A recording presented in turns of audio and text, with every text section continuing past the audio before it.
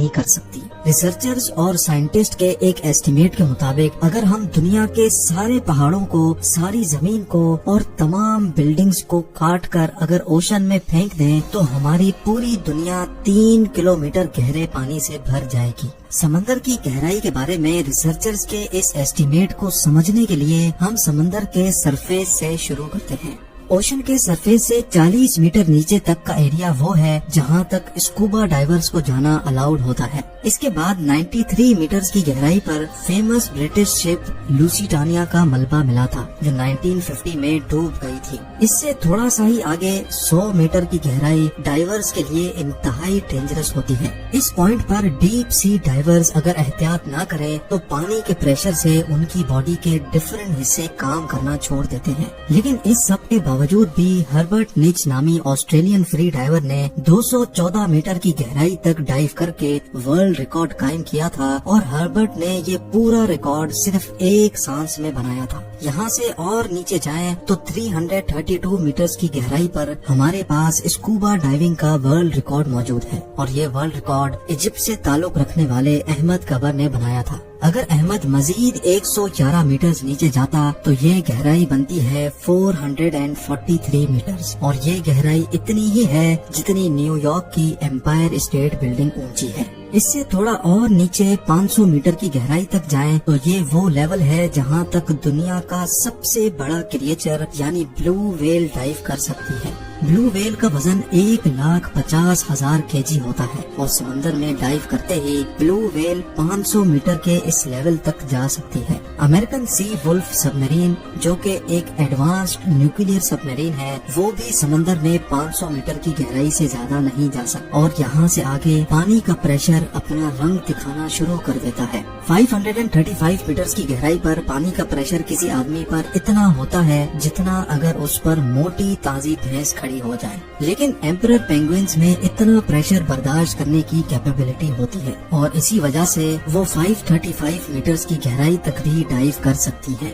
مزید نیچے جایا جائے تو 830 میٹرز کی گہرائی تک دنیا کی سب سے اونچی بلڈنگ برج خلیفہ کا ٹاپ پایا جائے گا اگر اس کو الٹا کر کے سمندر میں ڈالا جائے۔ یہ سمندر کا وہ پوائنٹ ہے جہاں تک سورج کی روشنی پہنچ سکتی ہے۔ لیکن تھوڑا اور نیچے جائیں تو 1000 میٹرز کی گہرائی پر سمندر کا وہ حصہ شروع ہو جاتا ہے جس کو اسکیری زون کہا جاتا ہے۔ یہاں سے نیچے سورج کی روشنی نہیں پہنچ سکتی اور ہر طرف صرف اندھیرا ہی اندھیرا پایا جاتا ہے۔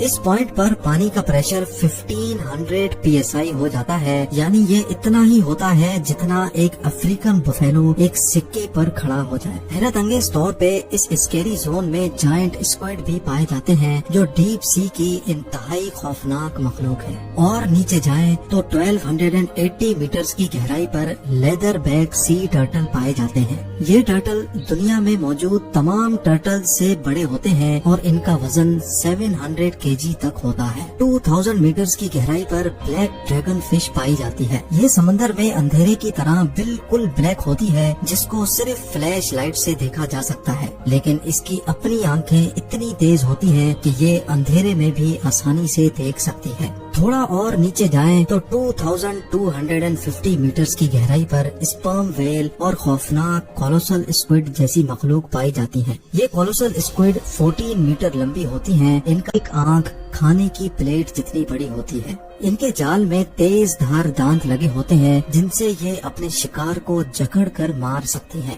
کولوسل اسکوئڈ اور اسپرم ویل ایک دوسرے کے دشمن ہوتے ہیں۔ 2 روڈ رولر کے وزن جتنی بھاری اسپرم ویل کو یہ کولوسل اسکوئڈ جکڑ لیتی ہے اور آسانی سے اس کو مار سکتی ہے۔ اس مری ہوئی اسپرم ویل کی باڈی پر جو نشان آپ دیکھ رہے ہیں یہ اسی اسکوئڈ کے جال کی وجہ سے بنے ہیں۔ سمندر کی یہ گہرائی صرف ابھی ایک سٹارٹنگ ہے۔ 3800 میٹرز کی گہرائی پر فیمس ٹائٹینک شپ کا ملبہ ابھی تک موجود ہے۔ 200 میٹر اور نیچے جائیں تو 4000 میٹرز کی گہرائی پر اوشن کا وہ حصہ اسٹارٹ ہو جاتا ہے جس کو ابیسل زون کہا جاتا ہے۔ یہاں حیرت انگیز طور پہ پانی کا پریشر 11000 PSI ہو جاتا ہے، یعنی یہ اتنا ہی ہے جتنا ایک بھاری بھرکم ہاتھی ایک کوئن پر کھڑا ہو جائے۔ اور یہاں اوشن میں عجیب و غریب مخلوق پائی جاتی ہیں جیسا کہ فنگ ٹوتھ، اینگلر فش اور وائپر فش۔ 4781 मीटर्स की गहराई पर वर्ल्ड वॉर 2 में क्रैश होने वाली बैटल शिप का मलबा मौजूद है। मजीद नीचे जाएं तो 6000 मीटर्स की गहराई पर ओशन का ऐसा हिस्सा शुरू हो जाता है जिसको द हेडल जोन कहा जाता है। इसको ये नाम इस वजह से दिया गया है क्योंकि कदीम ग्रीक धर्म में हेडीज मौत के फरिश्ते को कहा जाता था और ये माना जाता था कि मौत के बाद हेडीज खराब लोगों को समंदर की गहराइयों में ले जाता है जहाँ दोज़ख का मंजर होता है। खैर, इस जोन में पानी का प्रेशर समंदर के सरफेस के मुकाबले में 1100 टाइम्स बढ़ जाता है। यानी यहाँ वाटर प्रेशर इतना ज्यादा हो जाता है कि वो एक नॉर्मल बुलेट प्रूफ कार को एक ही झटके में भी फाड़ सकता है। इससे और ज्यादा नीचे जाएं तो 6500 मीटर्स की गहराई वो गहराई है जहाँ तक यूएस नेवी की रिसर्च सबमरीन जा सकती है। इसको DSV एल्विन कहा जाता है और ये वही डीप ओशन सबमरीन है जिसने टाइटैनिक को तलाश किया था।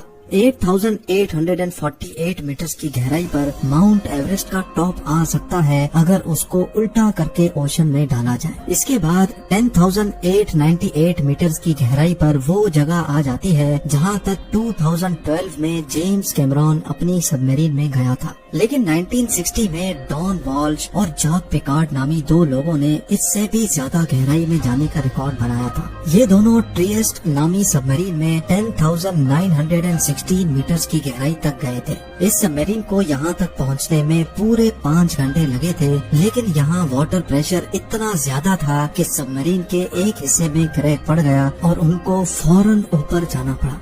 ओशन में मजीद नीचे जाएं तो 10,972 मीटर्स की गहराई इतनी ही होती है जितना ऊंचा एक कमर्शियल प्लेन फ्लाई करता है। जहाज की विंडो से नीचे जमीन की तरफ देखने पर ऊंचाई की जो फीलिंग आती है, बस समंदर का ये हिस्सा इतना ज्यादा ही जमीन के नीचे है। और आखिर में जिस गहराई तक इंसान जा पाया है, ये गहराई कमर्शियल एयरलाइन की ऊंचाई से भी ज्यादा है, जो तकरीबन 11,000 मीटर्स बनती है। समंदर के इस पॉइंट तक जाने वाला शख्स farmer naval officer Victor Vescovo है। विक्टर ने ये कारनामा deep C submersible limiting factor में बैठकर अकेले अंजाम दिया था। समंदर की ये जगह चैलेंजर डीप के नाम से जानी जाती है, जो गुआम आइलैंड से 300 किलोमीटर दूर है।